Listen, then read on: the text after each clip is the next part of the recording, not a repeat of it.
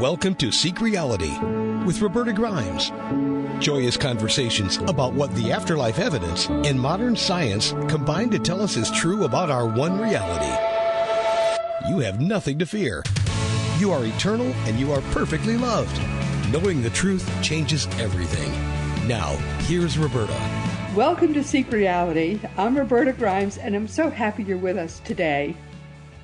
Our guest this week is someone who did something I think many people have thought of doing, but few of them have actually managed to follow through on it and actually do it. When her mother-in-law died, and then she began to give signs of her survival of death, our guest today decided to learn a whole lot more about what actually happens after death, and then she wrote a book about it. My dear friends, one thing that I've not talked about much here, but our guest today has gotten me thinking about it, is the fact that all of us are living in the midst of death all the time as we live our lives, because we've got old people, we've got sick people in our lives, we've got friends who have old people and sick people in our lives. Death is happening all around us. And yes, I'm using the death word. Normally I say transition. It's the same thing because nobody ever actually dies. It's just, it's all, but it's happening all around us. And we should be sharing casual, supportive discussions about it all the time. And as our guest does with those that she interacts with now, it should be just a natural thing for us, but it always feels so awkward. I should be doing it, frankly, much more than I actually do in my own life.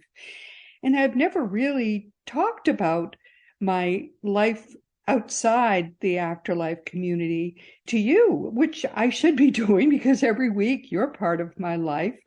And for my whole adult life, I've been living a dual life. And I still do live that dual life even to this day. I'm a practicing attorney, a business attorney. I decided while I was still in law school that I'd never practice courtroom law. Boy, it just took me one moot court appearance, and that was it. I said, I'll do anything else. I'll empty trash cans. I'm never going to be a lawyer in a courtroom. So instead, for 50 years, I've been a counselor to the owners of closely held and mostly family businesses. I enjoy this work so much, and I love my clients so much that while I've reduced my workload now that I'm retirement age, I never intend to retire. But the fact that I still work and I travel to see clients in Massachusetts, even though we now live in Texas, is kind of a commute, I have to say. That's a big reason why years ago I stopped. I did try for a while to do afterlife speaking engagements, but I stopped doing it. I mean, something has to give when you're basically living a dual life. But reading this nifty book that is the topic of our conversation today, called Your Soul Focus, by a brand new afterlife expert named Annette Marinaccio, who is a certified public accountant and an accomplished healthcare executive, has made me realize how far things have come in the 14 years since I finally had to come out to my legal clients about the double life I had been leading for my entire legal career. I mean, I had been wearing my three-piece suits effectively and going around and being a serious lawyer during all that time. And they never knew that I had been researching the afterlife. I had been I had been going to conferences. I had been doing all that stuff. They never knew. And finally, one day I was about to publish The Fun of Dying, and I had to come out to all those people. I was sure I was going to get fired. I was sure my career was over, but I finally had to be true to who I was. But this was all 14 years ago. This was woo-woo. I mean, it was really woo-woo. And what happened was that about half of them loved the idea. I mean, they still love the idea. They've bought all my books. They ask me questions. It's great. But the other half, well, they sort of cleared their throats. They said something like, well, okay, well, now back to this contract provision we were talking about. And they never have wanted to know anything about it, but none of them fired me. So it was okay. It's important that all of us bring this information into our daily lives and we start to talk about it and think about it with those we work with. It's no longer woo-woo, everybody. This is real. This is part of our lives. So I especially want to talk about this book. Your Soul Focus is a spiritual book, but as our guest today says, it's written in a simple and practical way. That's what it is. This is a book by an accountant. I'm an attorney. She has just started as an afterlife expert, but she is a sincere afterlife expert. She doesn't have my depth of knowledge yet, but she could get it because she's touching all the bases already. And I think this is a book a great many people ought to read, but not only for your own edification, but because she already knows more about how to talk to people about this stuff than I do. Because my instinct, frankly, when people say, gee, their grandpa's dying or something, is, yay for grandpa, I'm so excited for, but that's not the right way to approach people, as Annette Marinaccio will tell you, not the right way to say it. And I've learned that because people don't like it when I say yay for grandpa. So without further ado, I'm just going to say, welcome, Annette. I'm so happy to have you with us today. Thank you so much, Roberta. It's a real pleasure and an honor to be here and to be your guest. So thank you for that. But seriously, you got me thinking about this all in a much deeper way, because I really haven't integrated the two parts of my life as I should have. And you really have. I mean, you're sort of always looking for ways to get people talking about this stuff and thinking about this stuff. And how can I help you with this? I think that's wonderful. Well, once I really understood how the universe works to a larger degree, thanks to my mother and my spirit guides and my deceased relatives on the other side, I almost took it on like a responsibility, because I sincerely feel that the more of us who understand the afterlife and discuss it openly in a more mainstream manner, the better off we are, the better off the universe is. So I really took it on almost to some extent like a responsibility. But you're absolutely right. There are two distinct aspects of what I would call my life also. I'm a CPA and a healthcare executive, and I also love what I do. I love the content of my work. I love who I work with. I just love everything about it. And there are plenty of opportunities to be kind and spiritual in the workday, even if you're a business person like me, like an accountant. So I always operate in that realm. But when my mother-in-law died, which was 2006, and she started showing me that she was still around, she's still, very much alive.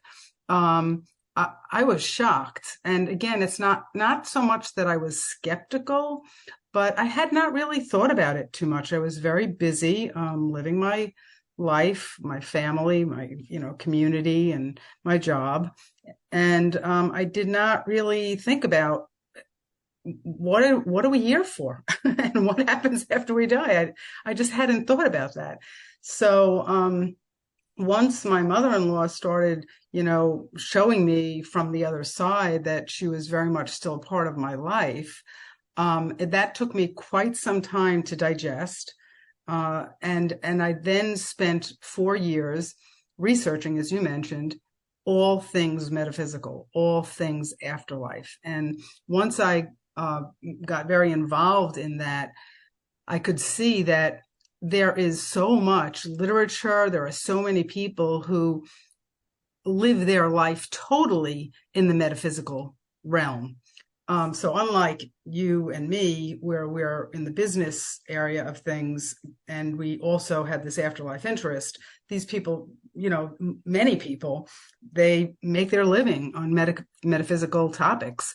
And so, yes, once I really understood that there's an entire industry, an entire world that lives in this day to day, I almost felt a responsibility to sort of bring my two worlds together, because I knew that the people in my CPA healthcare executive world, they're all human beings like all of us.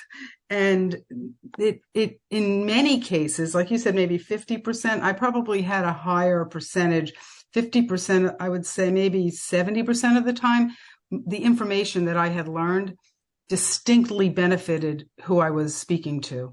And then maybe 30% of the time, it would be that clearing of the throat, like, okay, let's get back to this problem, this Excel spreadsheet. And that's fine. Everybody, you have to meet people where they are. And I would just back down. But I did know that because I don't think it's my place to convince somebody that there's an afterlife. That's up to them. But all I want to do is present what I know. And what you find when you do that is there are so many people that have experiences of their own. So like when I'm talking about, at one point I was speaking to a healthcare executive. This must have been about 2007, 2008, when I was first starting to really realize that we go on. And I mentioned it to this healthcare executive who I worked with, for a decade. And he said, I'm going to tell you something I've never told anybody. When I went to visit, I'm sure I'm getting the people mixed up here, but when I went to visit my mother in the hospital, my wife and I parked the car and we saw the image of my deceased father pass in front of the car. And she and I both looked at each other and said, did you see that? And we both saw it. And I'm like, wow, could you imagine this spirit on the other side making himself known to two lay people at the same time? It's amazing what they're doing on the other side. They're doing all kinds of calisthenics to get us to recognize that they're still here. But the one thing that I really wanted to understand was, if we go on, why are we here? What is everyone doing here? What is the purpose? And so even though there are many threads of metaphysical knowledge that one can, or paths that one can go down to learn, I decided that was the path I wanted to understand. Why are we here? And it took me about 4 years to wrap my head around it as best I could. And everything, because I'm an accountant, everything needed to make absolute sense. And because I'm an accountant, I had to take it very slowly and digest it one step at a time. And then after about 4 years, I sort of felt done. I felt like, something, I understand what we're about. I can see when the universe needs me to activate, or I like to say when the universe is using me. It was just a different knowledge. And I was always kind before, so I still lived life in a kind way. And I sort of just left it like that. And as people needed something that I had learned, I mustered the courage, because it does take courage when you're, in the business world. I mustered the courage to tell them what I had learned in case it helped. And in some cases it doesn't, but in most cases it does. And after about 4 years of being placed in the path of people who really appreciated my knowledge, and were thanking me for sort of life-changing information, I was like, something, I think I have to put this in a book. I think I have to make a nice, simple, easy to read book so that anybody can walk through what I walked through and say, oh, I can see I can see why she thinks there's an afterlife. And all that she's learned is in this book, and it all pertains to me. So that, I intentionally titled it Your Soul Focus, not My Soul Focus, because yes, although the book walks through my experiences, I only included the amount of experiences I needed to get my point across, to get to the parts that pertain to everyone, because I wanted everyone to walk away with just a different set of knowledge. And so that was my objective. My mother-in-law started me on the path, and my girlfriend, after I wrote the book, said, geez, your mother-in-law must have been such a strong person. And I said, she was strong. I don't know that she was so much stronger than all the rest of us.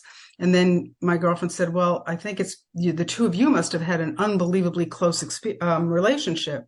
And I said, we absolutely did. I loved my mother-in-law. I know she loved me. But I don't know that it was so much closer than everybody else's.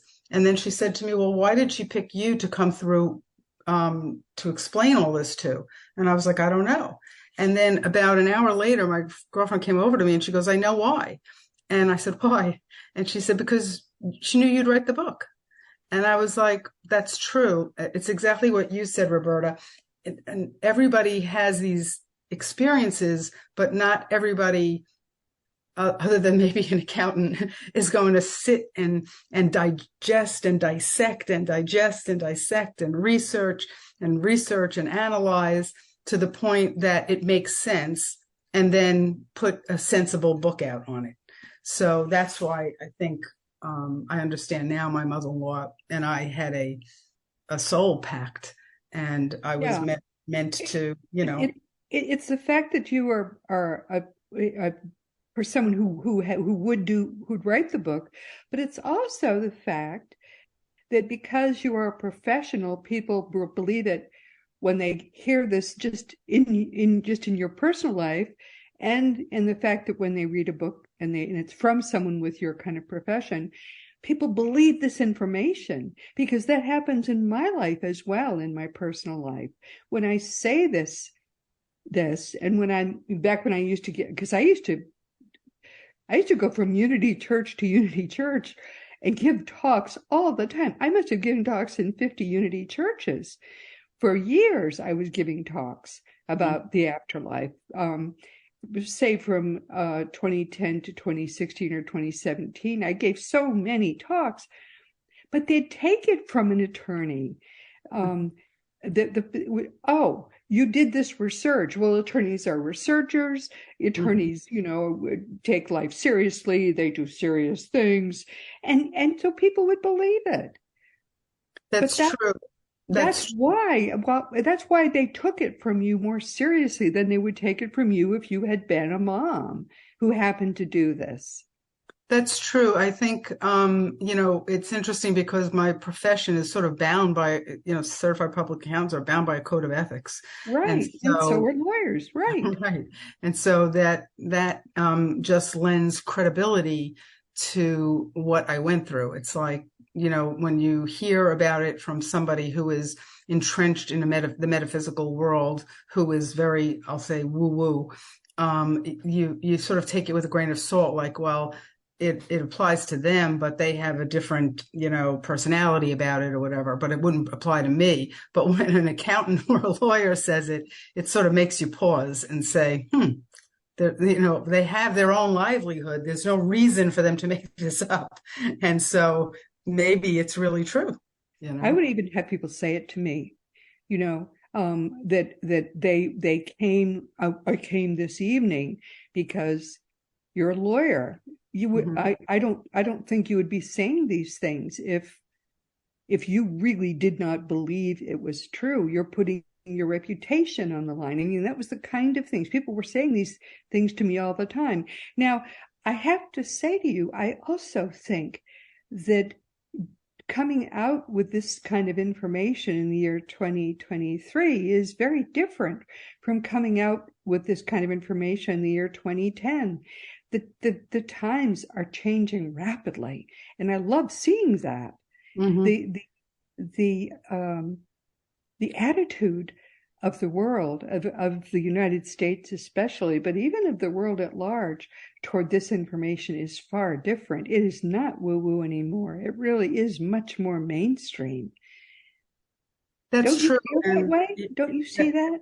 Absolutely. And, to some extent, I do credit the media with that, because there are a lot of television writers out there and producers who have allowed this kind of topic to be on television shows, and then even on in movies, The Heaven is Real and things like that. And then you've got a lot of people putting out books and things like that. So I think even the mediums who some people may say do a disservice to other mediums, because when the medium produces a show, whether it's a YouTube show or a Netflix or a television show, there's a lot left on the cutting room floor. So to make it like something very interesting, Yes. you're seeing hit after hit after hit, and you're not seeing the misses. And then when you go to a medium in real life, there may be 15 or 20% of the time there are misses. And so Right.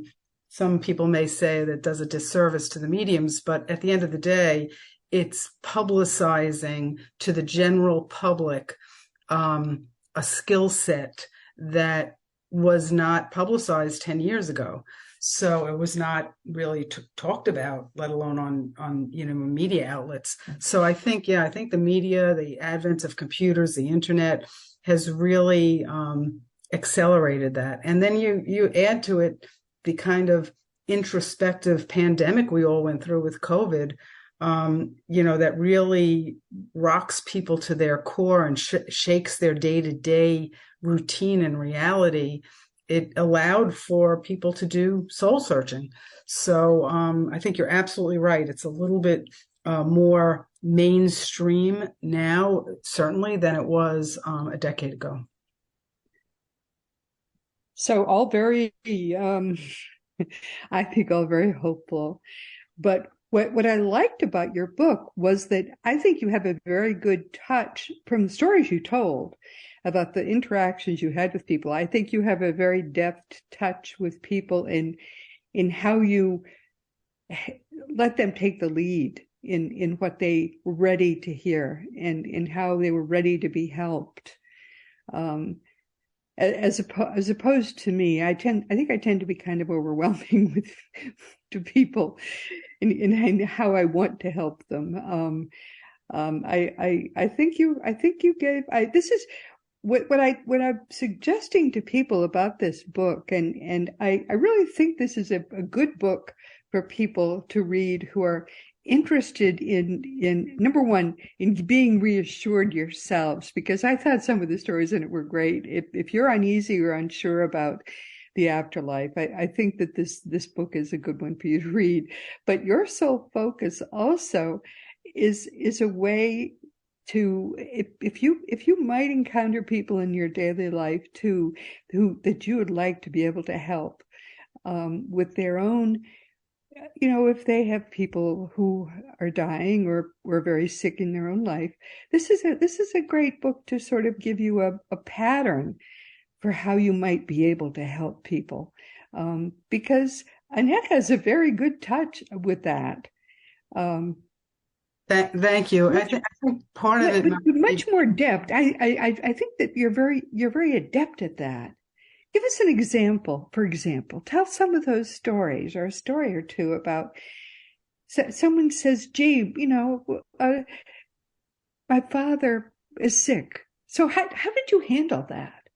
So, I mean, you've touched on a lot of points. I think one of the reasons that I've been able to convey things the way I have conveyed them is because a little bit because of my profession, not the CPA part of it, but I've been in positions of leadership for quite some time. So I'm constantly training and orienting and educating staff.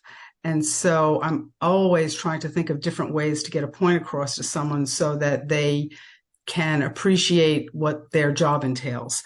And so I've just really applied that. My skill set at work is that I can take a very elusive topic and make it understandable. That's my skill set at work.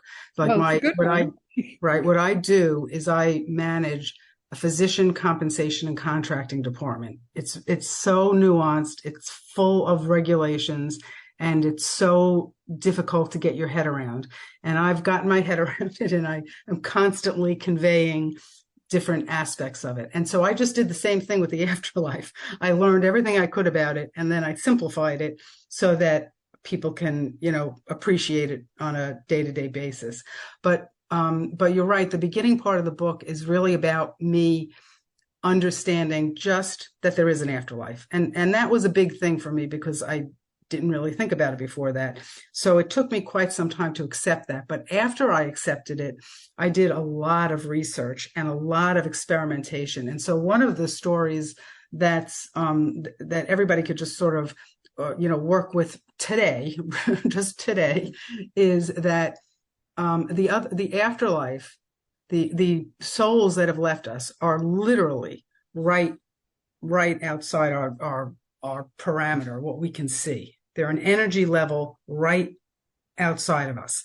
And the way that you can test it, which I didn't understand you could test it, but is just ask your loved one, meditate on it, and ask for something specific.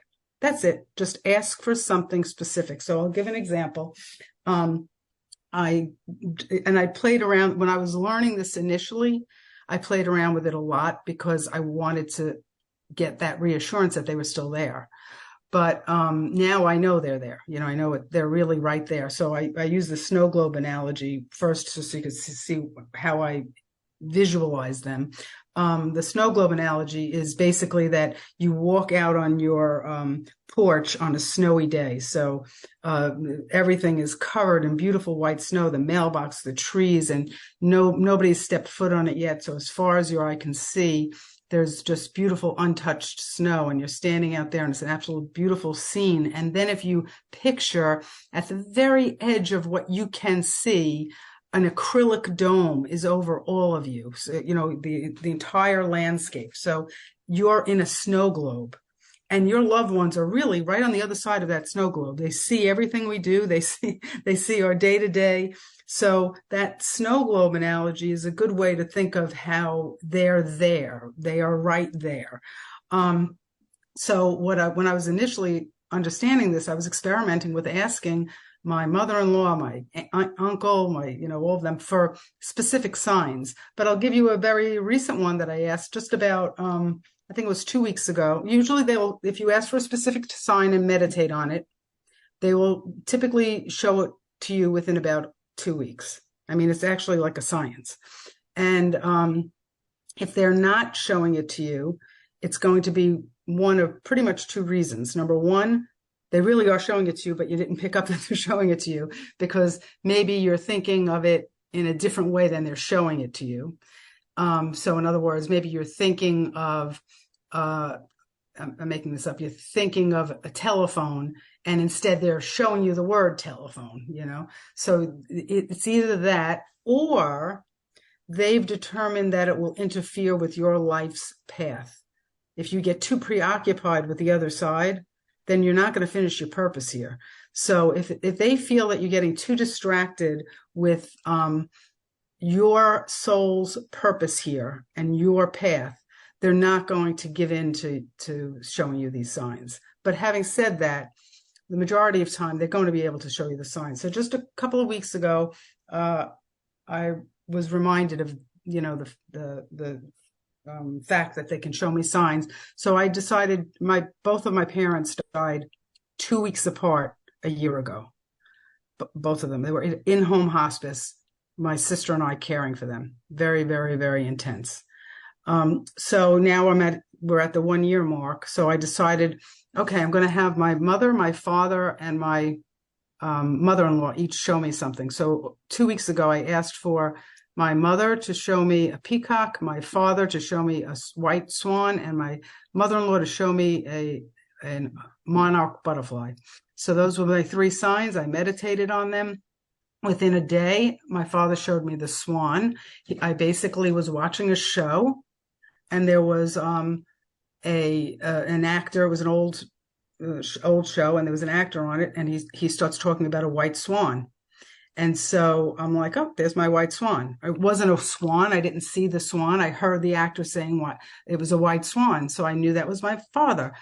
About 3 days after that, my cousin posts a picture of it's sort of going around the internet now, maybe a little baby peacock, a little blue baby peacock. And she said, isn't this thing the cutest? And it comes up on my scroll and I'm like, oh, that's my mom. And then about 3 or 4 days after that, I'm looking at, I signed up to be a vendor for my books at a psychic fair. and they sent me their paperwork, and the paperwork had a monarch butterfly on top of it. And so I was like, oh, that's my mother-in-law. So the things that people can do right now is meditate on the sign you want from your loved one. And you know something, you're going to get it. So amazing. Isn't that wonderful? It's wonderful. It's I love wonderful. it. I had a woman who read my book. She was in the middle of the country, and she said, I have to thank you, which was just so rewarding with the book. Like, I've had so many people thank me. Don't you love it? Oh, I love yeah. it. I love it. Accountants don't usually get that kind of praise. Like, oh, you changed my life. So I know, exactly. Well, I do sometimes. Yeah. You know, like a doctor or a nurse, you're going to get that kind of feedback, right? But not an accountant. So yeah, I love that. But at any rate, she said to me that her brother had died when she was younger, like in her teens, and she has a 10-year-old daughter now. And after reading my book, she told the 10-year-old daughter, and the daughter had never met the brother, let's ask Uncle Jack to give us something specific. What should we ask him for? And so the little girl, the 10-year-old, said, I'd like to see Finn the cat, Finn. So her mother said, Finn the cat, who is that? And she said, well, last summer, while Grandma was babysitting me here, a cat came in the backyard, and it let us pet it, and it had the chain on, and Grandma read that his name was Finn. And so the woman who had read my book, the mother, said, okay, that's probably too specific for Uncle Jack, but what color was Finn?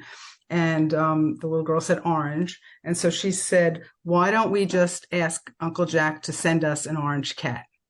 And so they meditated on it. They prayed to Uncle Jack to send an orange cat. And then 2 days later, the mother is putting out the garbage, and she hears a little meow behind the garbage, and she moves the garbage out, and she sees this orange cat. She's so excited. She runs inside, gets her 10-year-old daughter. The daughter comes out. They coax the cat out from behind the garbage can, and they see actually that it's Finn the cat. It's got the chain on it. So it wasn't even just an orange cat. It was Finn the cat. Wow. So yeah, that's just a great story. Yeah. But just shows, and she was this woman was so impressed that she was able to like read my book and then have her deceased brother come through for her daughter. I mean, she's never even, you know. So yeah, so that's something that's really cool, that if people want, you know, reassurance, it's sort of an easy thing to do. Yeah, isn't that great?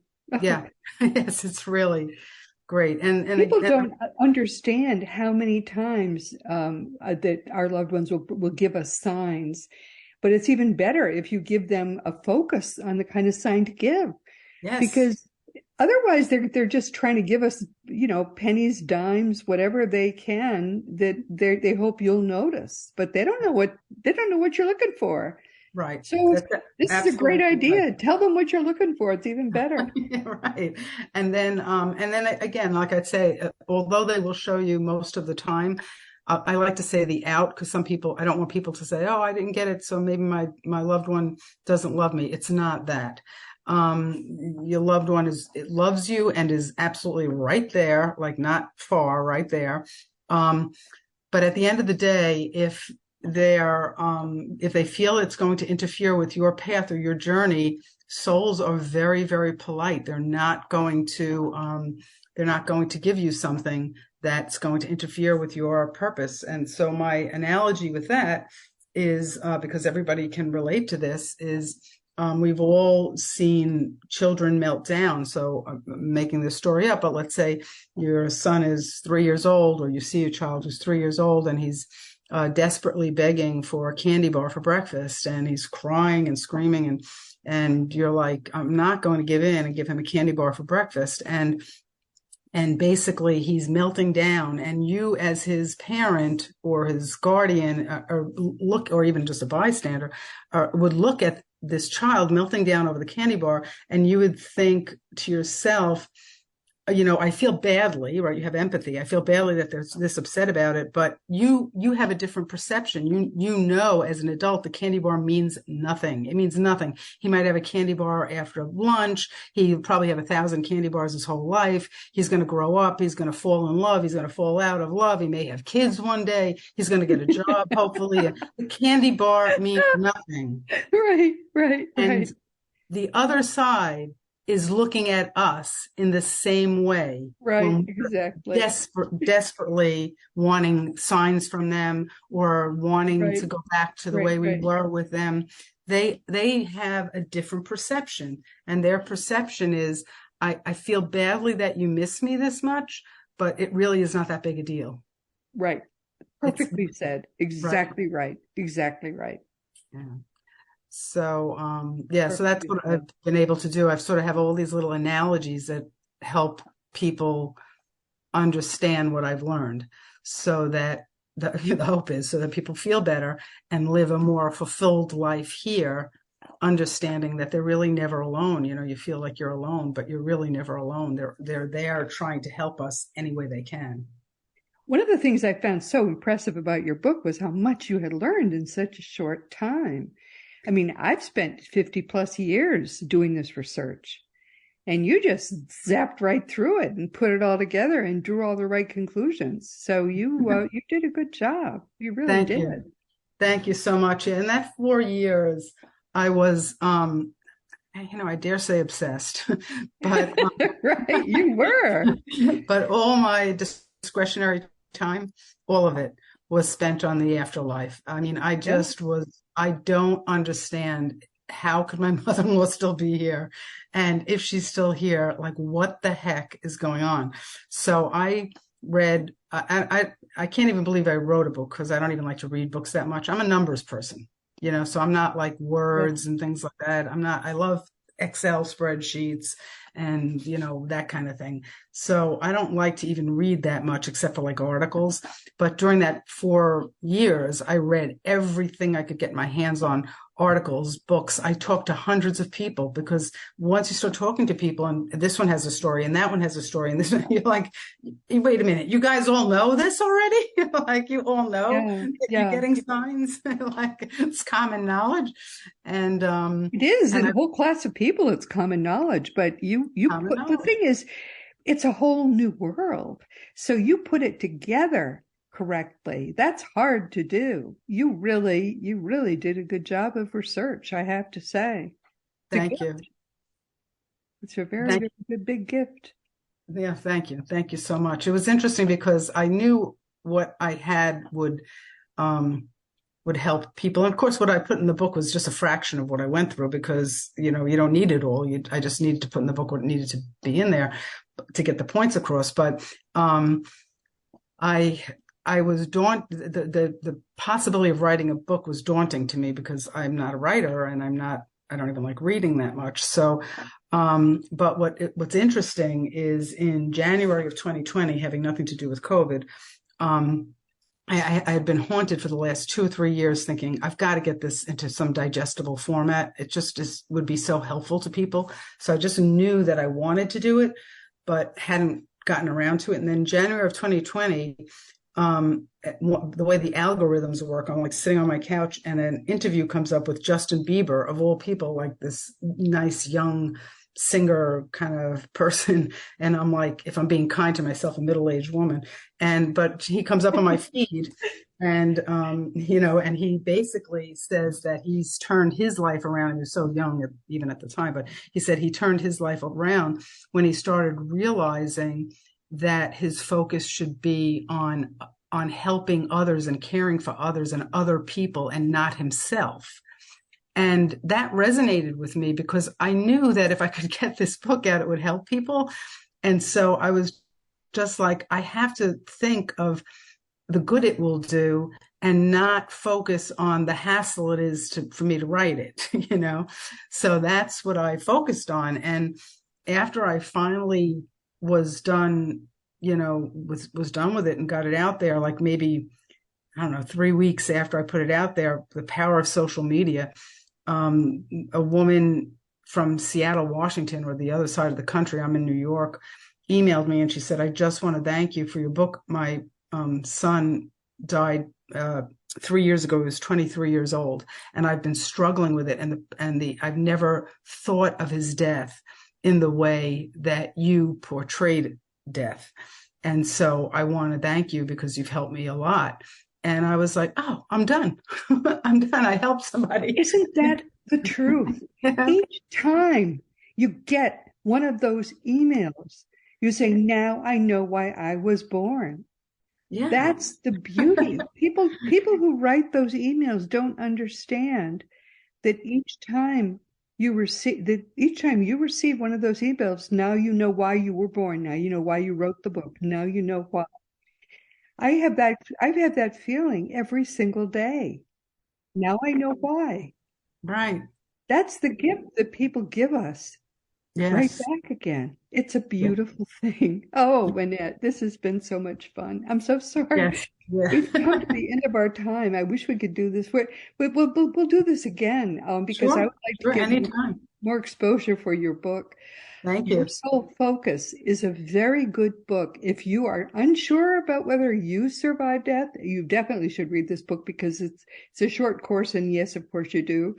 But also, I think if you are working with or a part of a situation where you're likely to be in a position to counsel people, I think this is a very good short course on how to do that right, because I certainly haven't known how to do it right. And she educated me about that as well.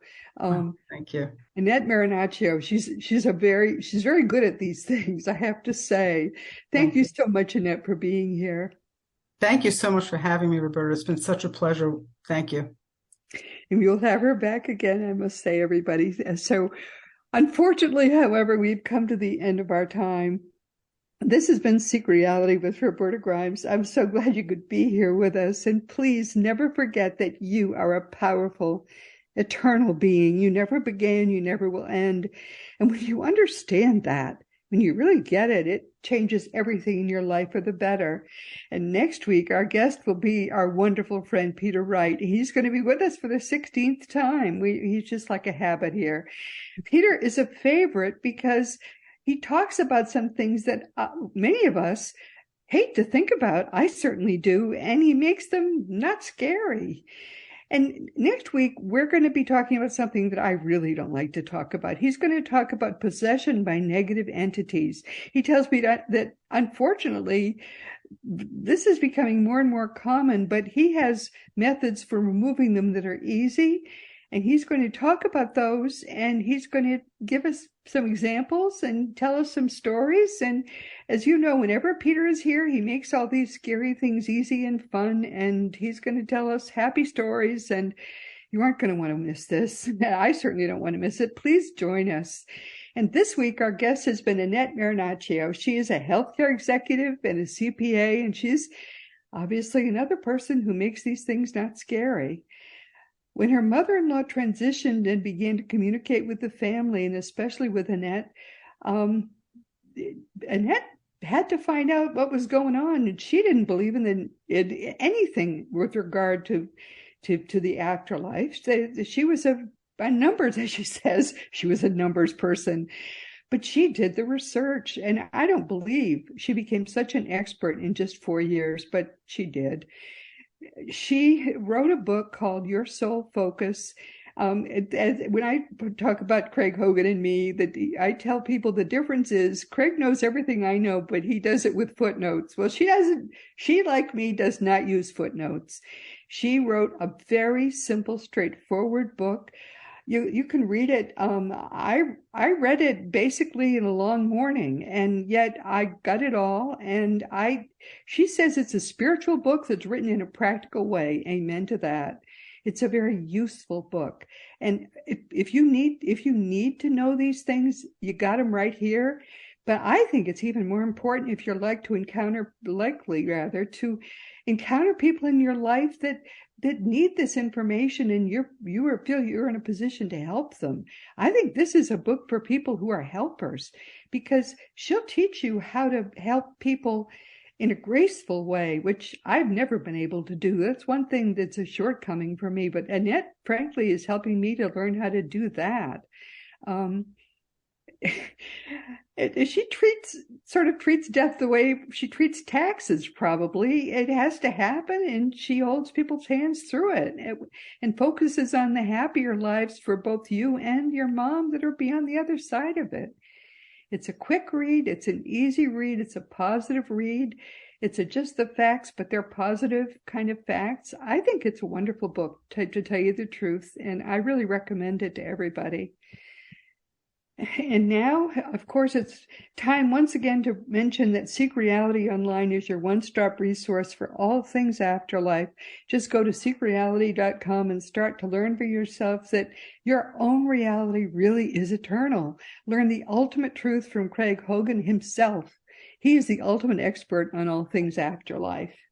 And teachingsbyjesus.com is your single resource for all the beautiful divine truths that are brought to us in perfect love by the greatest teacher who ever lived, Master Jesus, the eternally risen Christ.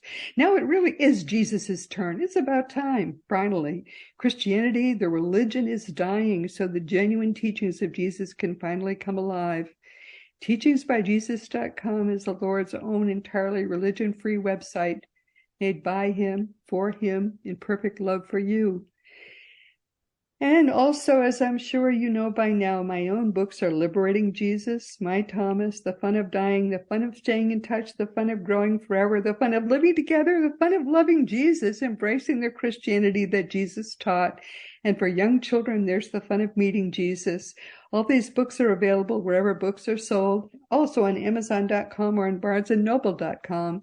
And the adult books, except for, of course, the last one, are available as audiobooks. If you want to talk to me about anything at all, you can always contact me through the green contact block on RobertaGrimes.com. And I answer every email if you're sure to give me your correct email address, because otherwise my emails bounce and that makes me sad.